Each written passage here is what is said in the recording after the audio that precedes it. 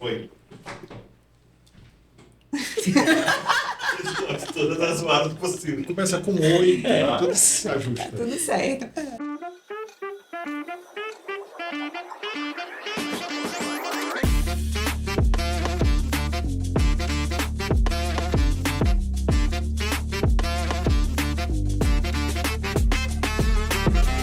Olá!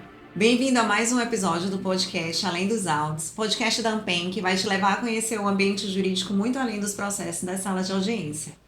Eu, juntamente com meus colegas Felipe Rotondo e Érica Beckman, estamos hoje aqui para falar da atuação do Ministério Público nas eleições municipais de 2024.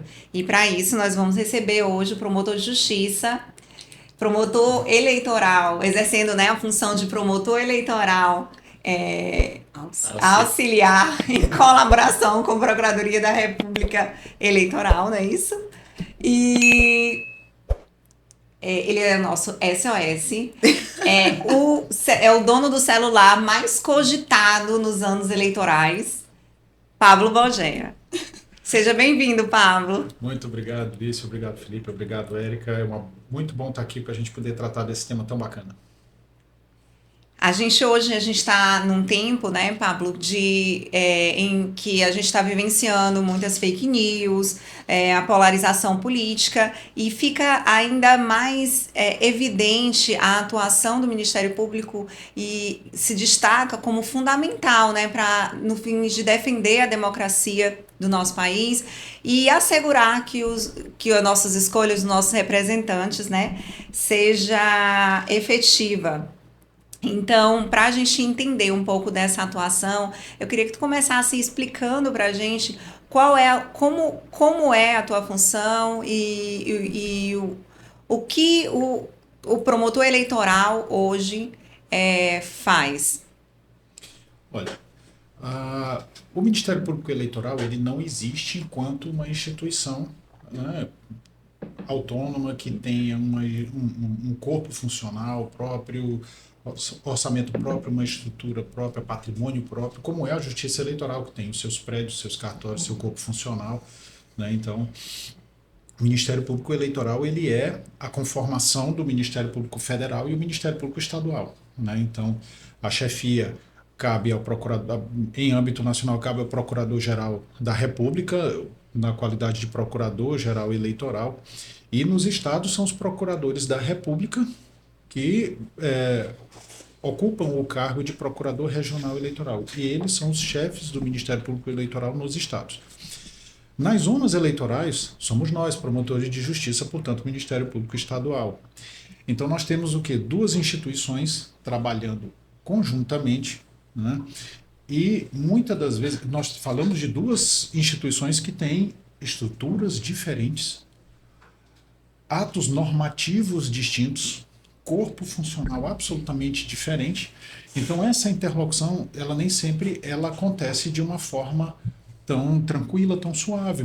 Por quê? Porque nós temos pessoas, profissionais que trabalham com realidades diferentes, mas que têm que trabalhar em conjunto numa época absolutamente sensível, em que as decisões têm que ser tomadas rapidamente, Então, existe uma previsão de que nos estados um promotor de justiça vai ser destacado para auxiliar os procuradores regionais eleitorais exatamente nessa interlocução. Então, no final, o que nós temos? Nós temos, daí o nome desse cargo que eu ocupo hoje é promotor eleitoral auxiliar da Procuradoria Regional Eleitoral, exatamente porque auxilia o Procurador Regional Eleitoral nessa tarefa de coordenação dos promotores eleitorais nas eleições. Certo. E Pablo, e no exercício dessa função, eu brinquei aqui dizendo que tu é nosso SOS, mas assim, porque pra gente é imprescindível esse contato contigo, pela experiência, pela especialidade que tu tens na matéria eleitoral. Fala um pouco pra gente como que tu atua com relação como essa referência com os demais colegas, Pode falar. Olha, assim, o relacionamento é o melhor possível. Nós temos, no Ministério Público do Maranhão, nós temos assim, a regra é que temos colegas de extremo valor, né? Então, eu sou absolutamente tranquilo em toda eleição que faço neste cargo, já nesta função. Eu sou absolutamente tranquilo de que nós, Ministério Público Eleitoral, nós vamos levar a contento a nossa missão. Ela vai ser cumprida, porque nós temos colegas absolutamente valorosos. E, além disso, além do valor pessoal profissional que cada um tem, são pessoas extremamente acessíveis. Nós temos um contato muito bom. Essa sinergia é muito boa. E aí todo mundo sabe que o telefone ligou para mim, eu não atendi. Então, assim, a regra, retorno ligação, a mensagem eu posso não responder imediatamente naquele horário, mas todo mundo sabe que eu retorno, dou um retorno, porque não dá para o colega ficar sem um retorno. Pablo, mas vamos lá. Eu conheço o Pablo, acho que desde 2006 ou 2007. Acho que foi. Pablo foi o primeiro promotor do Maranhão que eu conheci, foi Pablo, na época que eu era subestagiário de Ferdinando. Ainda não tinha alcançado ainda o cargo de estagiário. É que existia isso. Também não sabia, foi inventado para mim porque ainda não tinha feito, acho que a cadeira de processo civil. Aí Ferdinando disse, ainda não está no nível de estagiário, é subestagiário. Mas eu fui lá e conheci São Bernardo, acho que era 2006 ou 2007. Então, dali a gente fui estudando, consegui ser aprovado. Eu fui nomeado em 2016, ano de eleição. Eu tinha 3, 4 meses de Ministério Público, então tinha experiência zero como promotor de justiça, menos ainda como promotor eleitoral. Então, eu tenho certeza que Pablo tem alguns casos engraçados de que houve a necessidade. Eu sei que os colegas, a gente estuda, está preparado, mas conta algum caso engraçado. Eu lembro que nessa minha primeira eleição, eu teve uma situação que eu fiquei praticamente desesperado. Era a véspera da eleição, no dia anterior, e foram inventar de fazer aquelas de moto, não é carreata, é de motociata. Eu era promotor em São João Batista, lá praticamente só tem uma avenida, uma estrada, e inventaram ao mesmo tempo de um partido sair de um lado e o outro do outro. Sim. Aí eu só soube da notícia quando eles iam se encontrar. O que é que eu faço? Ali, nessa situação, eu tive que socorro dos colegas. Eu tenho certeza que, como essa, tiveram diversas situações. A gente tem algumas situações que foram bem pitorescas, mas assim, o mais importante é que no desempenho da nossa função, né? Então, assim, eu entrei no Ministério Público em 2003, então de lá para cá, todas as eleições eu trabalhei. Né, de 2004 para frente, todas elas eu trabalhei, seja como promotor de zona, aquele que realmente faz a eleição, seja nessa função que estou hoje. E, então, conheço muito bem essa realidade que o promotor tem na zona e a dificuldade, sobretudo em relação a questões de segurança, porque essa é a minha primeira preocupação, sempre. Primeiro, é a segurança de cada um dos promotores que estão trabalhando. Minha segunda preocupação, entregar para os promotores tudo aquilo que eles precisam para poder desempenhar bem suas funções. Terceira, minha maior preocupação é o quê? Estar sempre disponível. Né? Então, eu procuro cobrir essas 3 áreas. E daí porque, por mais que muitas das vezes a gente vê uma situação como essa tua, né, em que a gente olha hoje, às vezes consegue dar um sorriso em relação a isso, porque lembra de uma forma, mas quem foi tenso, naquele momento e você olha e diz o seguinte, tá, amigo, e quem vou? Então, assim, numa situação em que eu vivi a eleição de 2000, eu não vou contar de colegas, vou contar uma minha. Entrei em 2003 e fiz a eleição de 2004 em Cândido Mendes, né, que foi minha primeira comarca. E naquela época ainda estava em vigor uma proibição de que o comércio permanecesse aberto no dia da eleição. E aí, eu estou na promotoria, como tinha por hábito, ao fazer eleição, saía, fazia a visita nas sessões para ver como é que estava tudo correndo, você faz aquela ronda, né, para ver se está tudo correndo bem. E aí, quando eu estou retornando, já ali, meio da manhã, né, voltando à primeira ronda, alguém me para e diz, olha, o comércio está todo aberto, está cheio de gente na malharia de fulana, lá no canto. Tá bom, tá certo. Então, vamos lá, parei, o carro estacionou. Quando eu vi a rua principal de lá, onde tem o principal comércio de lá, estava tudo aberto, né? Aí o servidor da promotoria que estava me acompanhando disse, tá, Mas como é que vai fazer? Eu digo, olha, camarada, aqui é o seguinte, tem comércio de um lado, tem comércio do outro, tá? Eu não tenho por que entrar num carro. Então você vai com o carro lá pro final, me espera lá porque eu vou andando. E aí eu fui de loja em loja, abrindo, conversando com as pessoas e dizendo para elas, né, pro dono da loja, eu digo, olha, você não pode estar aberto, fecha que você pode ter problema, assim, assado e tal. Aí nisso chega o delegado que estava lá na época, e disse, não, pode ficar aberto. Eu disse, não pode. E como chega uma opção de gente, né? Do lado disse, um diz que pode, o outro diz que não pode. O que diz que pode está armado, o que diz que não pode não está levando nada com ele na mão. Como é que fica essa situação?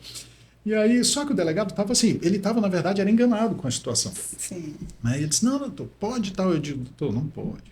Por tal motivo, assim, esse assado, expliquei para ele. Aí ele olhou assim para mim como que disse, e agora? Porque a dona da malharia tinha me dito, o delegado disse que eu podia funcionar. Sim. Né?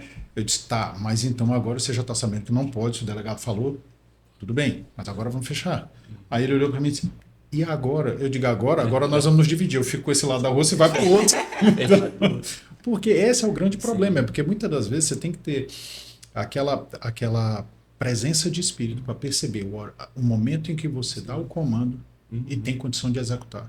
Do contrário, é preferível você não dar o comando, recua um pouquinho, pede um reforço e aí sim chega, né, para fazer esse tipo de coisa. Mas Eu, nessas rondas, eu acabo dizendo que lá na promotoria que eu sou sempre premiado.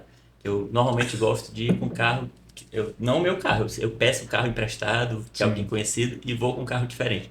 Toda vez saio, eu vou fazer a quinta eleição. Nas 4 anteriores, sempre 8 horas da manhã, alguma situação tinha. Eu saía aprendendo alguém conduzindo para a delegacia. Na primeira eleição, cheguei naquela empolgação para fazer. Eu fui com um carro também, uma caminhonete emprestada, que ninguém conhecia, saí rodando, tinham poucas viaturas na cidade. Teve um determinado momento que todos os carros possíveis já tinham ido e eu estava com o juiz no carro, eu estava conduzindo gente no meu carro. Aí acho que eu era mais novo ainda, o juiz também tinha acabado de chegar, eu estava conduzindo, não tinha nem motorista, estava só com um policial, o juiz na frente e um conduzido atrás com o policial. Aí ele falando, eu vou chamar o promotor, eu vou falar com o juiz, vocês estão me levando ilegalmente. Não, fale aqui com ele, né? E eu também vou escutar tudo. Mas de fato, a gente tem que, no momento, a gente tem que tomar as precauções. Às vezes, hoje, com mais experiência, não faço mais isso, mas a gente tem que, no momento lá, tomar decisões rápidas, né? Então, a gente e, de fato, a função como a de Pablo é fundamental para a gente, porque é impossível a gente saber tudo, ainda mais do eleitoral, que são matérias, tem muita normativa que muda de eleição para eleição, e o Pablo é nosso socorro, de fato. Pablo, assim, eu gostaria que a gente conversasse um pouco sobre um tema que está, na verdade, né, de uns tempos para cá, bem recorrente, que é a respeito da atuação do Ministério Público em relação à segurança das urnas, né? Ainda há alguns questionamentos, às vezes algumas dúvidas, e a gente sabe, né, porque nós trabalhamos com isso, basta uma pessoa trabalhar com isso, que sabe que de fato que essa segurança ela é garantida, mas eu gostaria que tu explicasse como é que é o papel do Ministério Público, né, antes da eleição em relação a garantir essa segurança. É tudo protocolo, né, que a gente tem. A Justiça Eleitoral ela é muito preocupada com a proteção de a segurança de todo o sistema das eleições. E quando eu falo sistema das eleições, não diz respeito apenas ao processo de votação em si, o ato de votar e as consequências disso, mas todas as fases de preparação, tudo. Portanto, como é que eles fazem? No ano em que haverá a eleição, no começo do ano, eles publicam editais de chamamento dos interessados para que compareçam numa audiência pública, onde vai ser apresentada, o sistema vai ser apresentado, o equipamento vai ser apresentado e eles colocam à disposição de qualquer pessoa, de qualquer interessado, tanto o equipamento quanto o sistema. Além dessa publicação que eles fazem desse edital, né, eles mandam convites diretamente encaminhados para, por exemplo, o ITA, para as faculdades de maior, que são nossos maiores expoentes no Brasil nessa área tecnológica, então eles convidam essas pessoas diretamente, essas instituições, né? E em razão dessas audiências públicas já houve, vamos dizer assim, incrementos no próprio sistema. Sugestões, De né? suge- Dos técnicos. Exatamente, que são derivados de sugestões de técnicos, de pessoas que são. Então, nós temos essa primeira fase. Dali por diante, a questão do sistema de votação, né, ele é mais ou menos como eu costumo dizer o seguinte: parece uma casa em que a pessoa tem a cerca elétrica, ela tem o portão automático, ela tem as câmeras, ela tem um cachorro e ela tem um vigia armado. Então você vê que todos esses 5 elementos fazem parte de um sistema de segurança. A mesma coisa acontece que a Justiça Eleitoral faz em relação a todo o sistema de votação. Então, o próprio equipamento, ele não tem, como todos nós sabemos, uma boa parte da população já sabe, o único cabo que a urna eletrônica tem é o cabo de força, aquele que liga na corrente elétrica. Ele não tem qualquer conectividade com a internet. Em momento algum, ela é conectada com a internet. Nem entrada, né?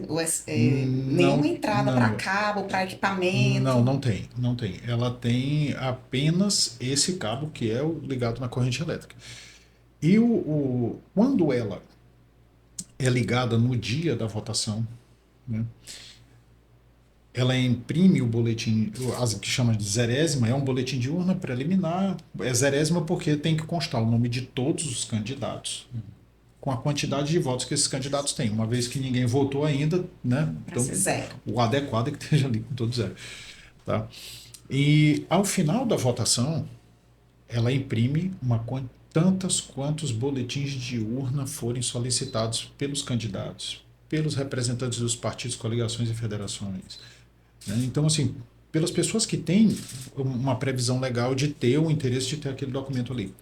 Mas o cidadão, se ele não é uma dessas pessoas, ele não representa o partido, ele não representa nada. Esses boletins de urna, eles são fixados na porta do cartório eleitoral. E eles vêm com QR Code. Hoje em dia, o celular da gente, qualquer celular já tem um leitor de QR Code. E todo mundo hoje tem um celular. Todo mundo tem acesso. Com esse boletim de urna, ao ler aquele QR Code, eu sei quem eram, quantos candidatos tem naquela urna, quantos votos cada um deles recebeu, quantos votos branco houve, quantos votos nulos houve. Então,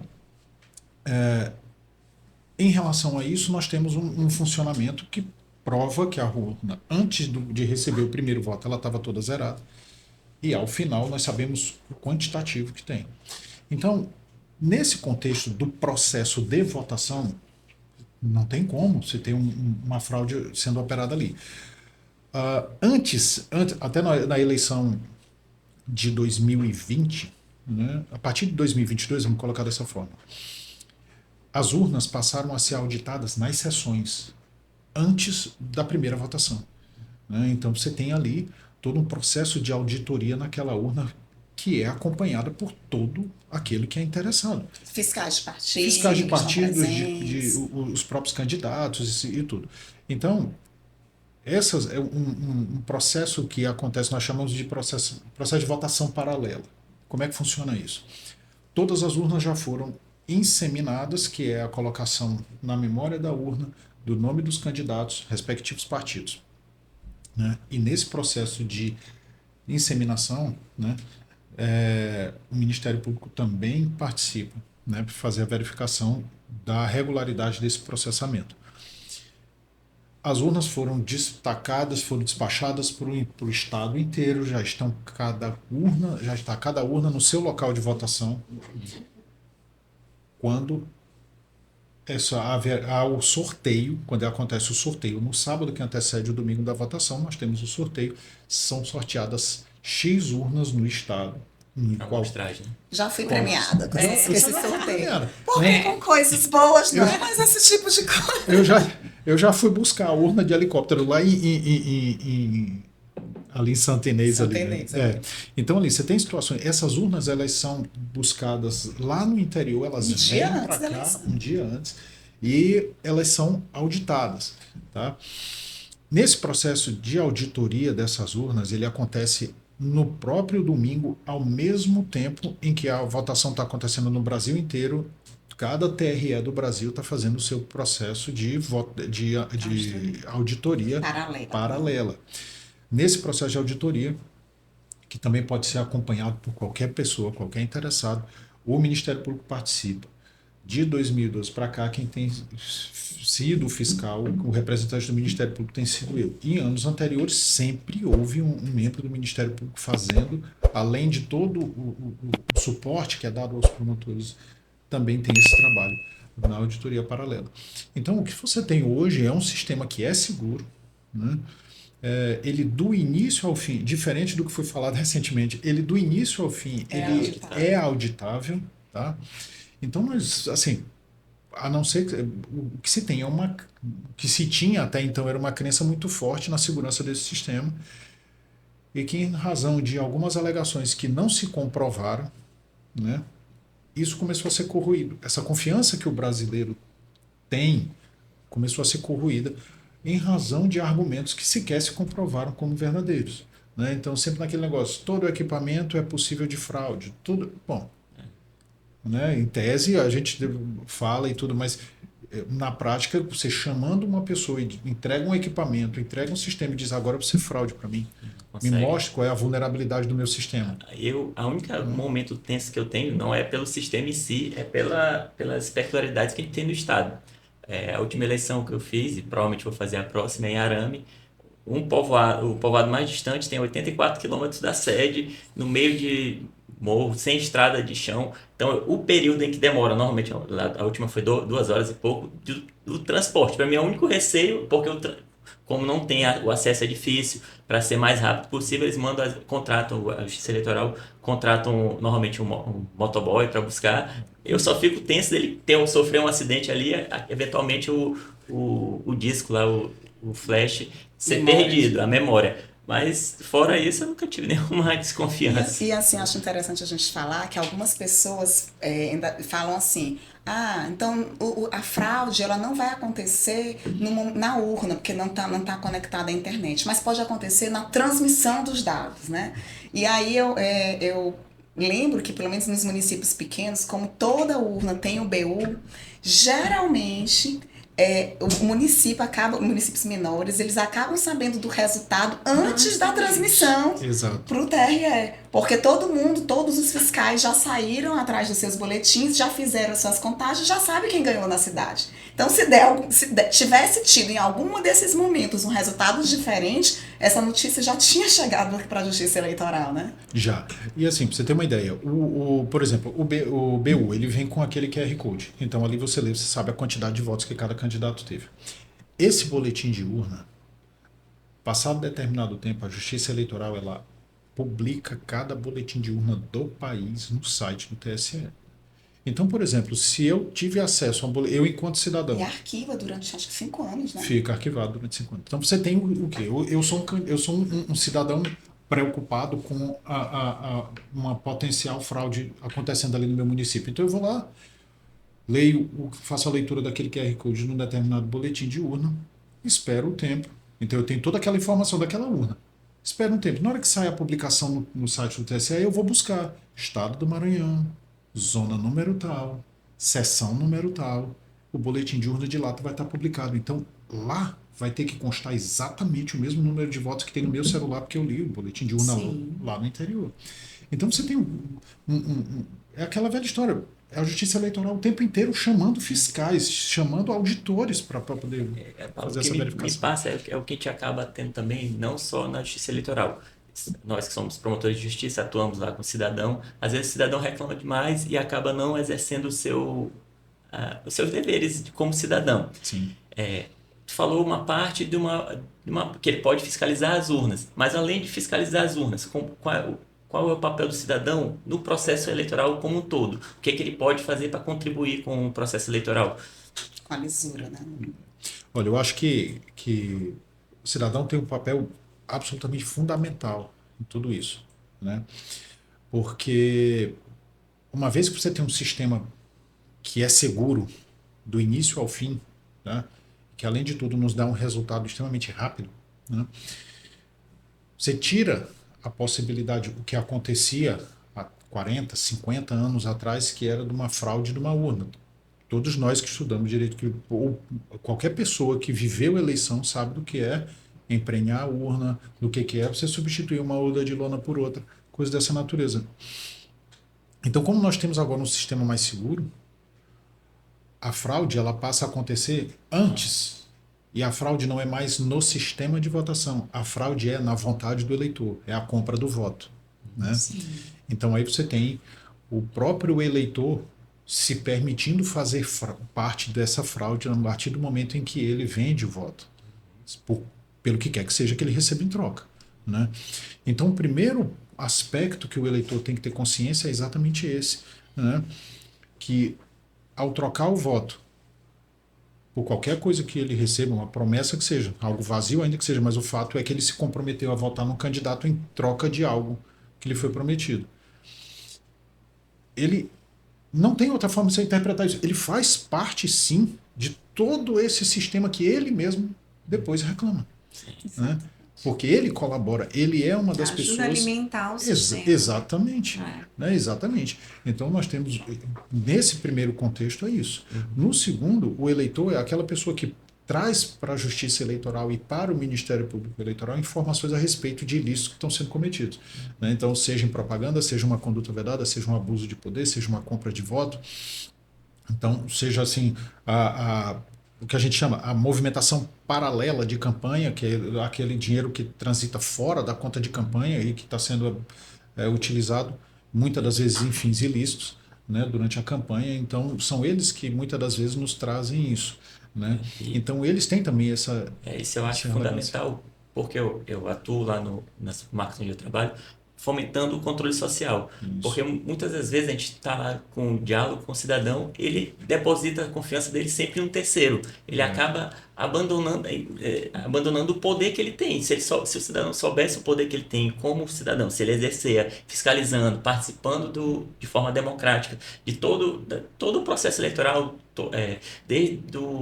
de cobrar, entender o que é que o candidato está, quais são as propostas de fato. Isso. Se esse candidato for eleito, depois vamos cobrar aquele plano de proposta dele para saber se de fato está condizendo. Porque o cidadão acha que a eleição é só naquele dia, votou, pronto, acabou. Não, é uma construção. O candidato foi eleito, são 4 anos ali que ele tem que ser fiscalizado pelo cidadão, e isso tudo influencia, para não ficar só nessa, o Ministério Público não faz nada, o Judiciário não faz nada, e esquece que ele tem que fazer a parte dele. É a história de projetar para o outro uma responsabilidade que muitas das vezes é sua também. Sim. Né?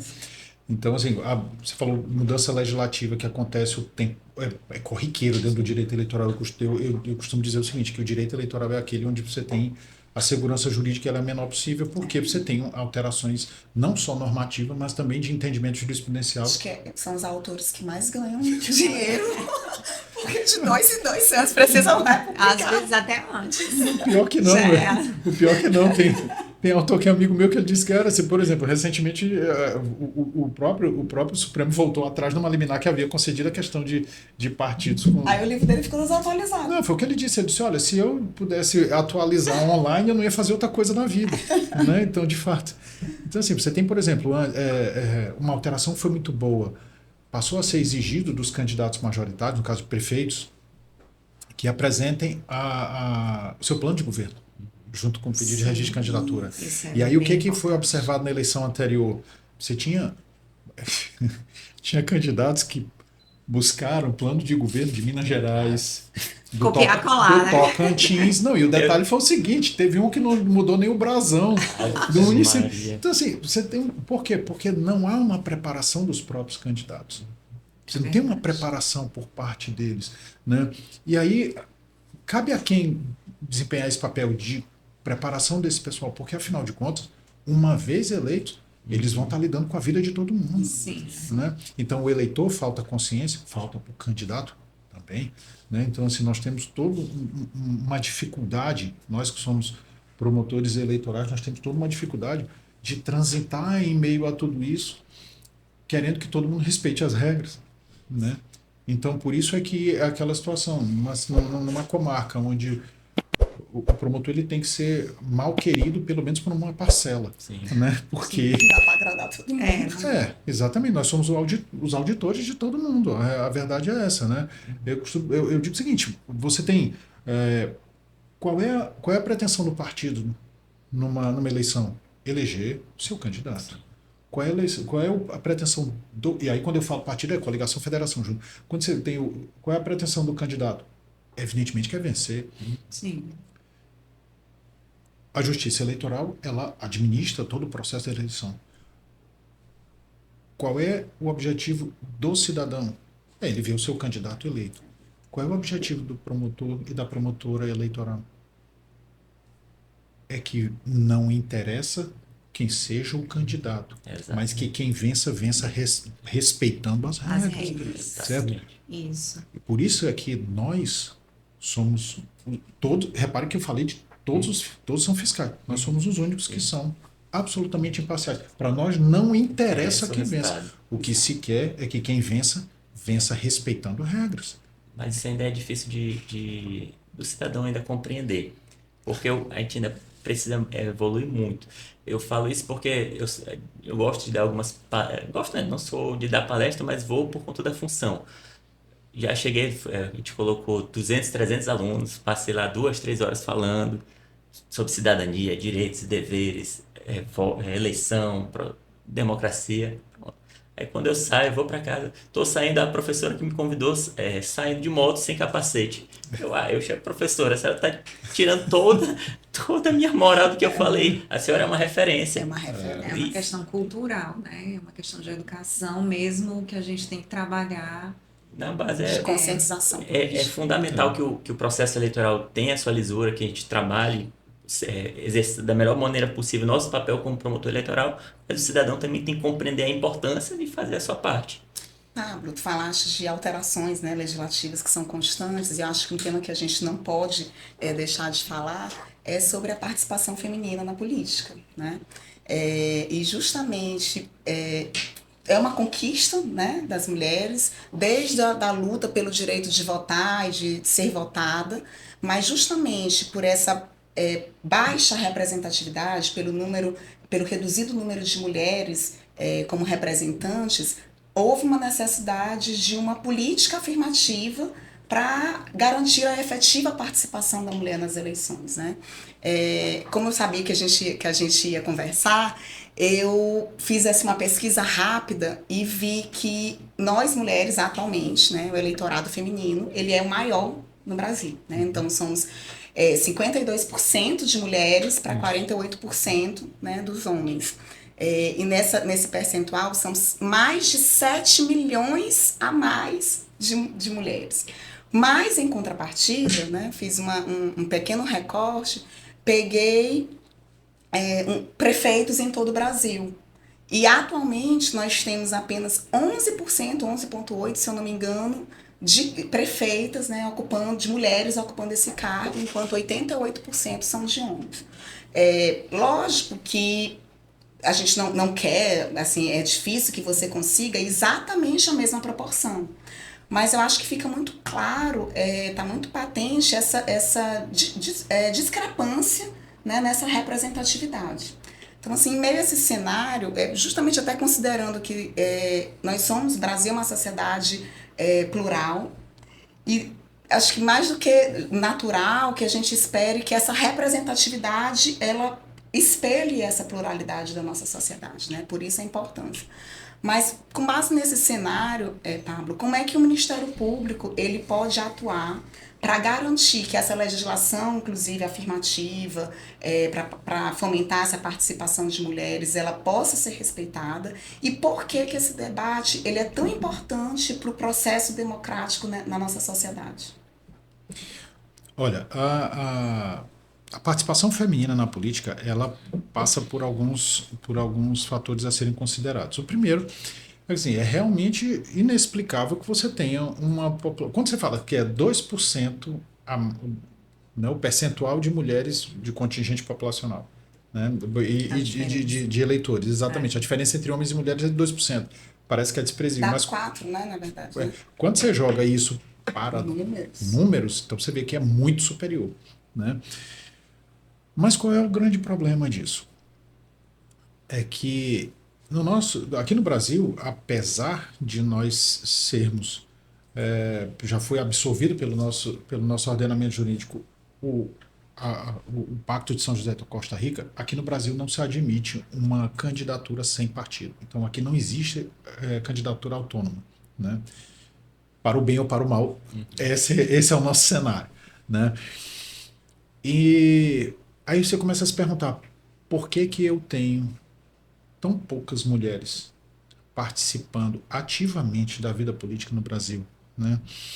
E aí eu digo para vocês, com todo o conforto que tenho, porque a minha linha de pesquisa do mestrado foi exatamente essa, a efetividade das políticas públicas que o Brasil tem implementado para garantir o acesso de mulheres à partição de poder, né?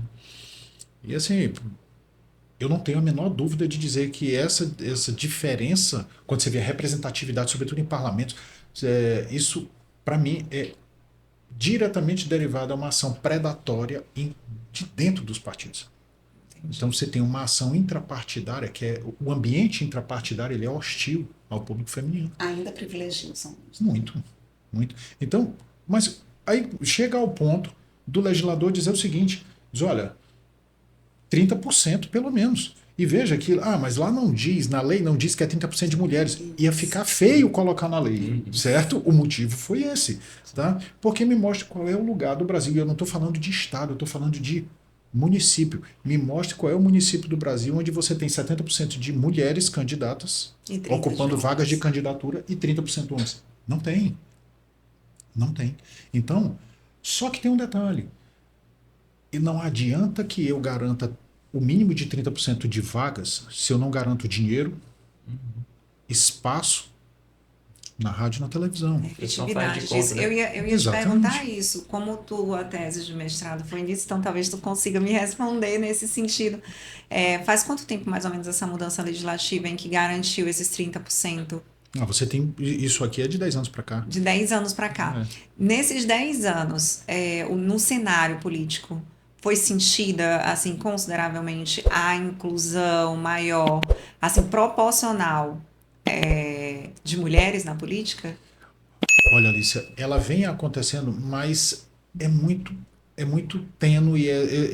Cada subidinha o degrau é muito pequeno. Sim. Então você tem assim, e aí a comparação que fiz foi Maranhão e Brasil, né? Então você tem por incrível que pareça, nós tivemos eleições em que o Maranhão esteve melhor do que o Brasil.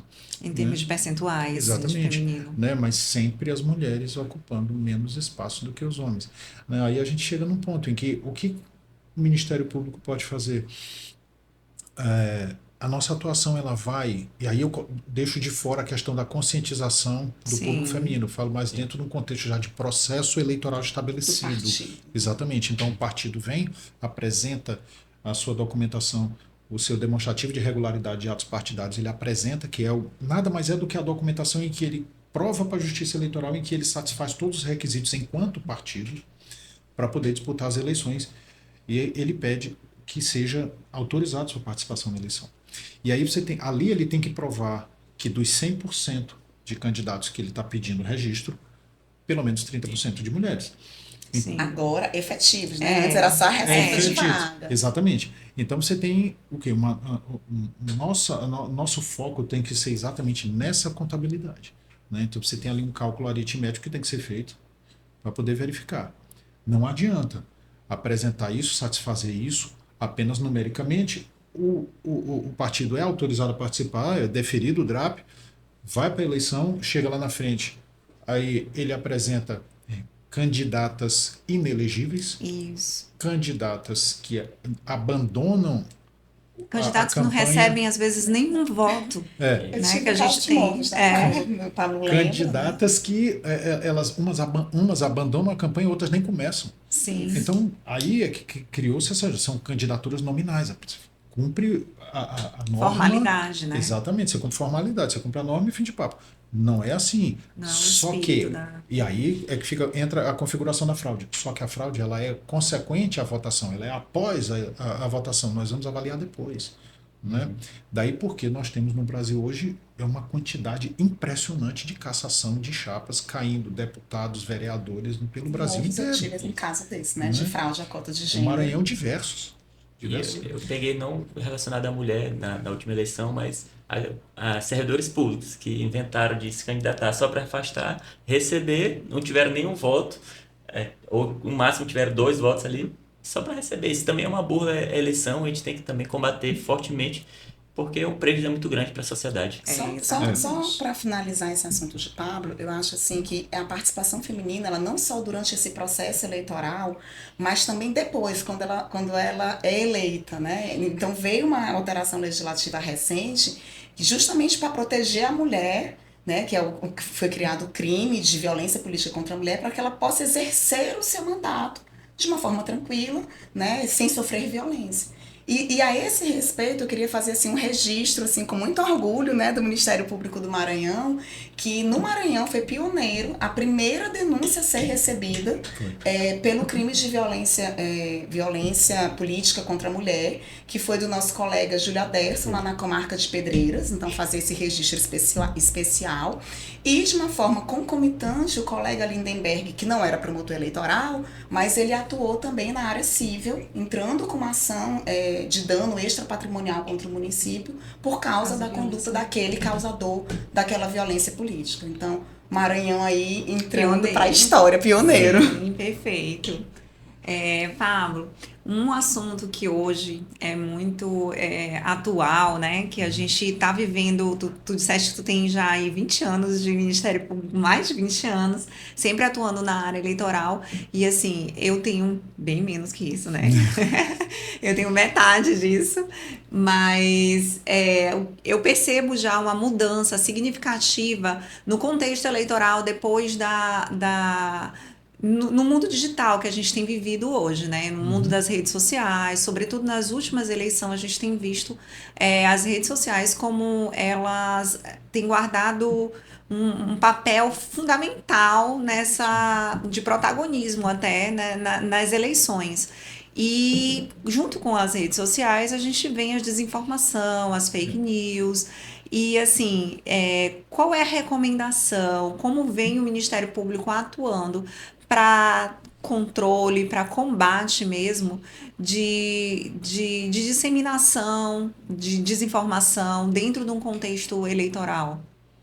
Olha, em 2018 a gente teve foi um divisor de águas a eleição de 2018, porque você viu nitidamente uma migração da propaganda dos meios usuais para as redes sociais. Né? Então, você não tem mais aquela figura daqueles grandes marqueteiros que havia até então, né?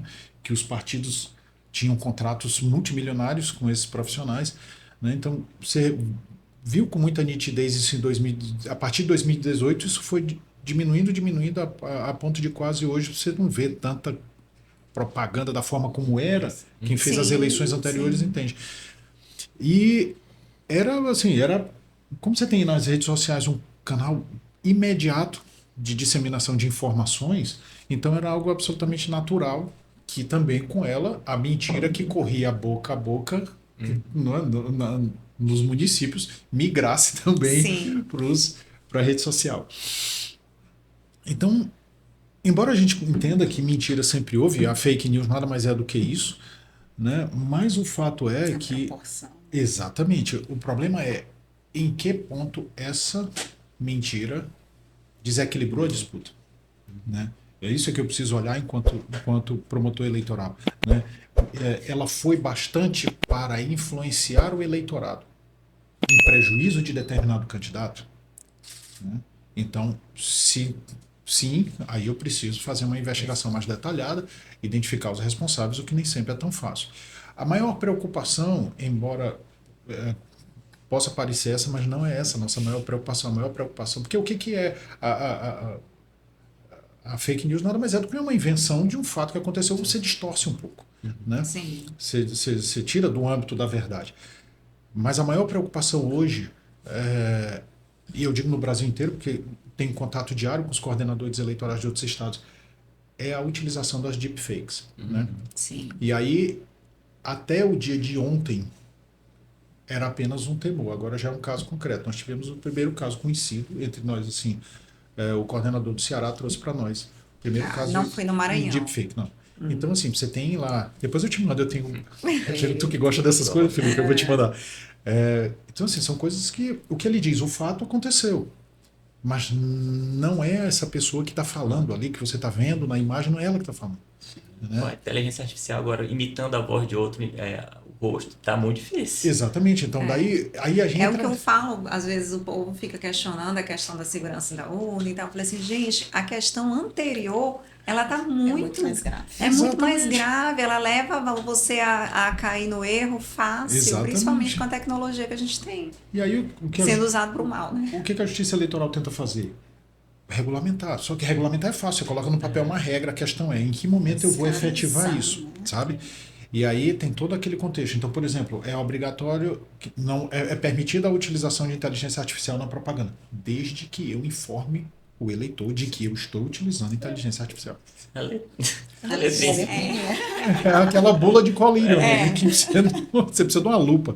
Então, assim, nós temos todo esse problema. Agora, isso é o E o porquê. problema para mim que eu vejo é, criou a propaganda, o eleitor pode compartilhar aquilo ali, tira aquela mensagem, pronto, já era. Exatamente. Então, agora tudo isso é porque é um cenário absolutamente novo para todo mundo. Sim. Então, a própria justiça eleitoral é aquela história de trocar o pneu com o carro andando. Você vai surgindo a nova tecnologia e você vai tentando fechar as brechas do sistema que você tinha antes, porque o sistema não era preparado para aquela tecnologia. Você disse, eu estou vulnerável aqui, então como é que eu vou fechando?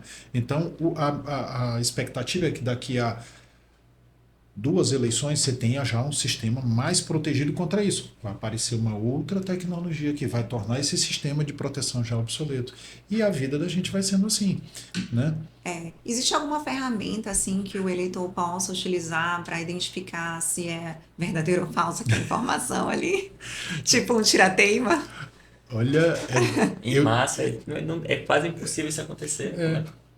exatamente. Então, assim, a gente, no último módulo, que o Dr. Fernando Neisser conversou conosco, foi também sobre isso, né? Então, eu perguntei a ele exatamente isso daí, né? Eu vou precisar de uma... Porque eu me preocupo com o que vocês recebem de fato, o que cai na tua mesa. Sim. Hoje em dia não, é na tela, né?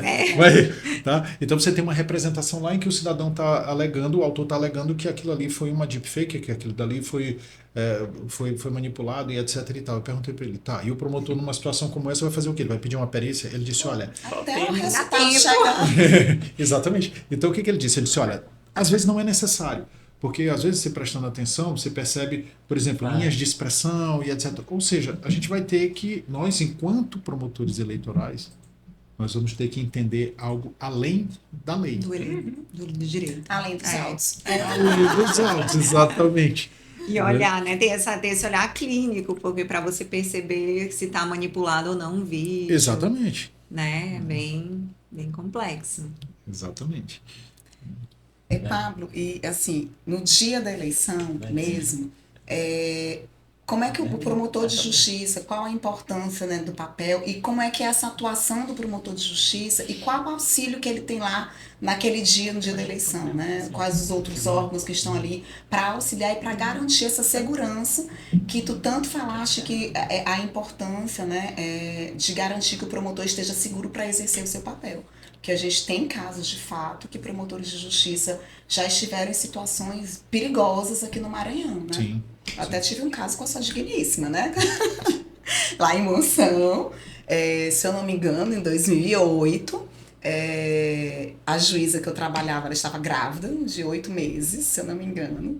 E logo no dia seguinte da apuração, acho que as pessoas fizeram uma confusão entre número de urnas e número de sessões, né, desconsiderando as sessões agregadas, e eles espalharam um boato que foi crescendo na cidade, que ainda faltavam 3 urnas para serem apuradas, quando a gente já tinha encerrado, era no outro dia, já tinha dormido, já tinha acordado, tudo, né, tudo uma maravilha, nosso trabalho acabou, e começou a se espalhar um boato na cidade de que faltavam 3 urnas para serem ainda apuradas, e criou um clima tenso. As nossas instituições, né, principalmente inclusive preocupada, né, com a sua digníssima que estava grávida, e nos orientaram para que a gente saísse da cidade, porque podia gerar ali algum movimento na frente do fórum, na frente da promotoria, baseado numa fake news, que não era em época Sim. do jeito como nós estamos falando agora, mas proveniente disso, né? De uma falsa informação que foi repassada.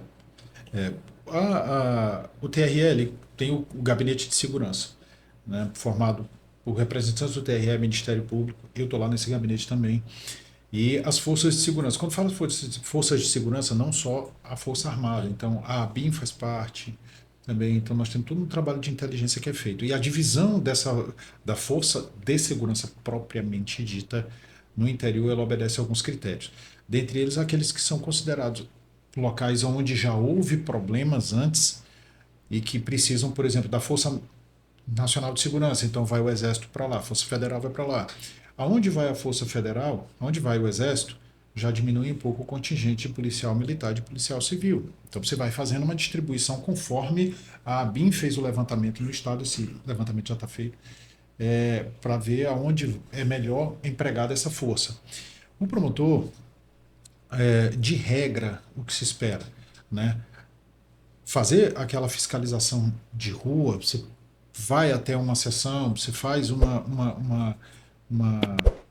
mostra a presença ostensiva do Ministério Público no local, já inibe muita coisa, já inibe muitas ações ilícitas e muitas das vezes você se depara com situações em que, por exemplo, uma das prisões, eu fiz 2 prisões em flagrante na minha vida, que eu fui o condutor. Uma delas foi durante a eleição, dentro de uma sessão.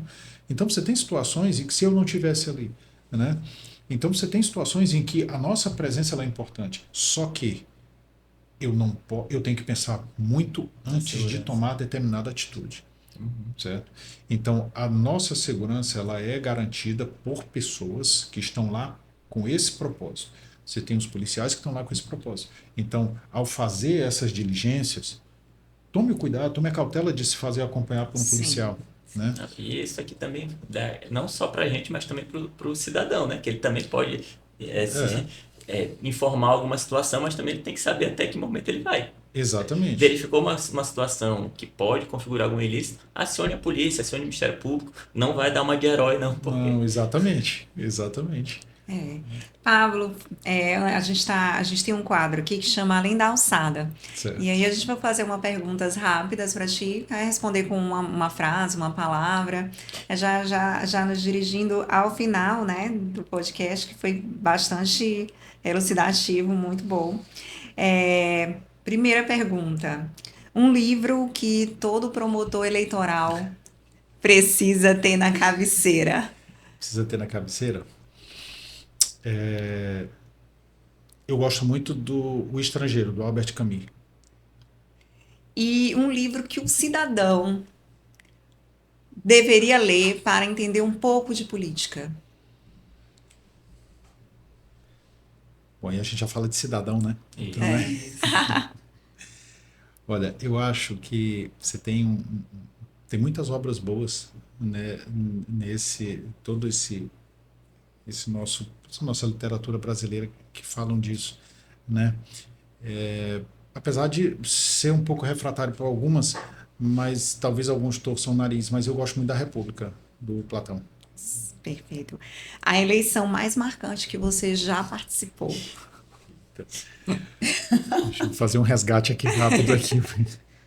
Olha, eu acho que eu tive 2. A primeira da minha carreira, que foi a de 2004, né? E a de 2012, porque eu estava preparado para fazer a eleição na zona, né?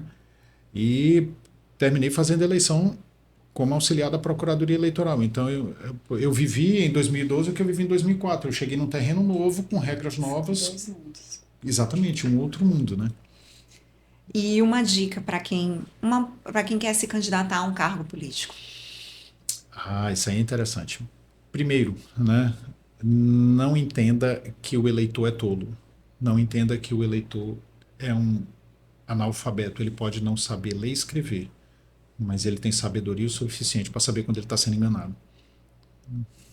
Isso, perfeito.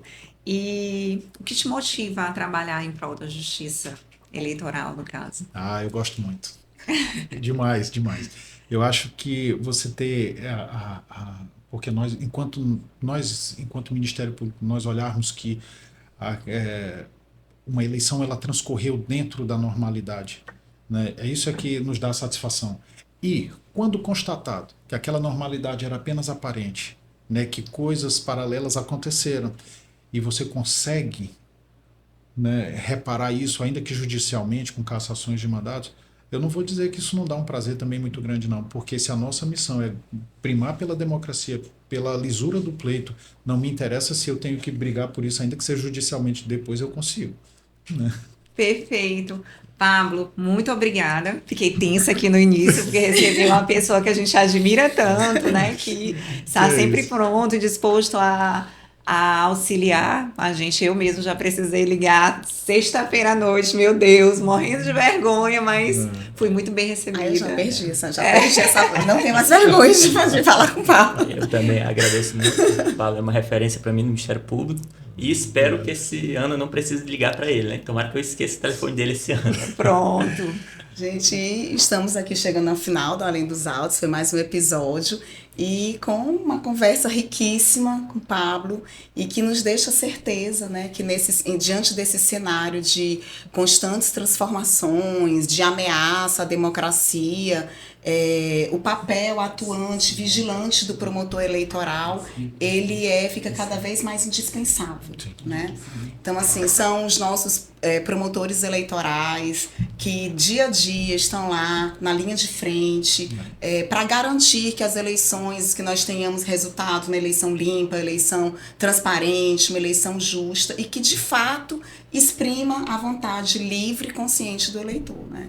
Então, aqui em nome do Além dos Autos, em nome da ANPEM, gostaria de fazer aqui um agradecimento, um reconhecimento a cada promotor, a cada promotora eleitoral do Maranhão, né? Nós sabemos que o nosso trabalho é árduo, às vezes até chega a ser perigoso, mas é um trabalho fundamental para a construção de uma sociedade mais justa, democrática, né, para o nosso país, construir um futuro democrático para o nosso país. Com certeza. Eu que agradeço a oportunidade de estar aqui com vocês que são pessoas de quem eu gosto muito, admiro, porque conheço o trabalho de cada um de vocês, né? Então, estou sempre à disposição. E esse foi mais um episódio do podcast Além dos Autos. E aproveita, segue as nossas redes sociais, o Instagram e também a ANPEM, o Instagram da ANPEM Oficial. O episódio vai ser disponibilizado toda quinta-feira nas nossas redes. Obrigado.